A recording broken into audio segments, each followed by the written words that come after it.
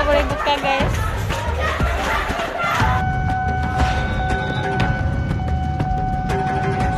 Ini social distancing. Ini bukan mudik Pak, ini pulang kampung. Rocky Square Jember.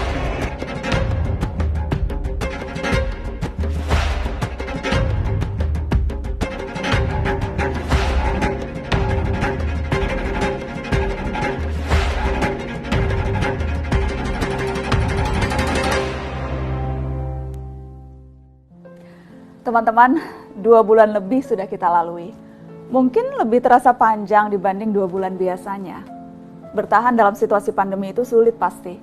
Dan ketika ada kerumunan di berbagai tempat yang kita saksikan hari-hari ini, memang bisa membuat kita patah hati.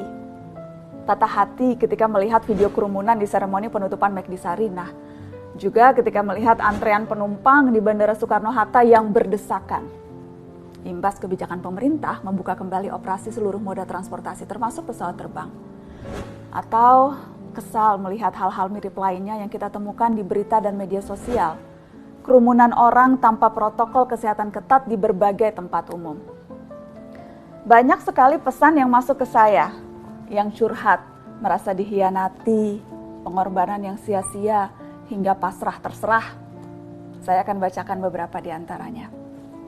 Dari Airin Yona, aku capek mbak, merasa sakit hati, merasa terhianati dengan orang-orang yang masih suka ngumpul. Tapi gimana aku punya keluarga yang harus aku jaga. Mama harus minum obat dari apotek dulu sementara dan nahan sakit karena menghindari yang namanya rumah sakit. Tapi mereka dengan egoisnya kerumunan tanpa adanya jaga jarak dan pakai masker.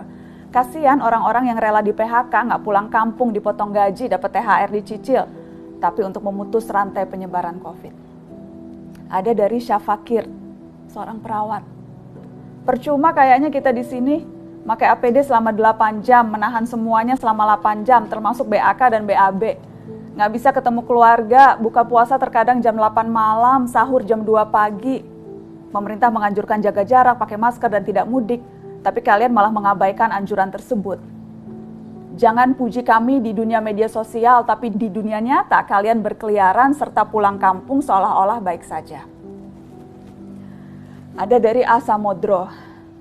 Mbak Nana, saya sudah capek dengan keputusan-keputusan petinggi negeri ini. Saya merasa di masa PSBB ini justru banyak keramaian.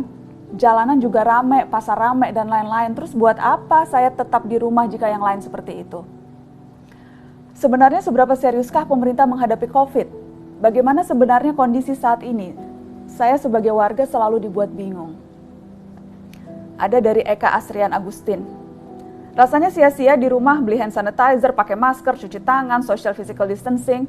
Hanya mereka yang ingin corona terus berlama-lama di Indonesia, lalu tim medis berlama-lama menghadapi pasien COVID-19. Ramadan dan Lebaran berkorban tanpa bertemu keluarga. Teman-teman, wajar jika perasaan-perasaan patah hati, marah, geram, wajar semua perasaan itu muncul. Namun jangan sampai melunturkan komitmen kita dalam memerangi penyebaran wabah COVID-19. Penting kita pahami bahwa kita sama-sama jaga jarak dengan tujuan yang sama, tapi motivasinya mungkin berbeda.